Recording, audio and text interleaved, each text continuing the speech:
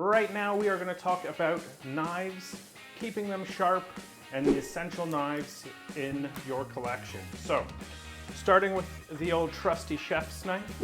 This is my go-to everyday, what I use for my slicing, chopping, dicing, all that stuff.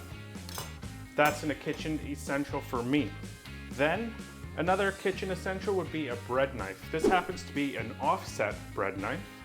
Doesn't really matter, it's more just about comfort. Straight bread knives, whatever it is. Serrated, keep it sharp. Another kitchen essential. The last knife that I would have if I could only do 3 knives would be a paring knife. So this is what you're going to use for smaller vegetables, little cuts, things that don't require such a girthy piece of equipment.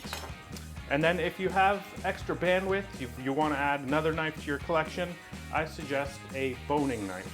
So this is good for taking apart your chickens or filleting fish, getting under the skin, you know? So these would be my 4 kitchen essential knives. Obviously you can see behind me I've got a butcher block that has a whole bunch of other knives.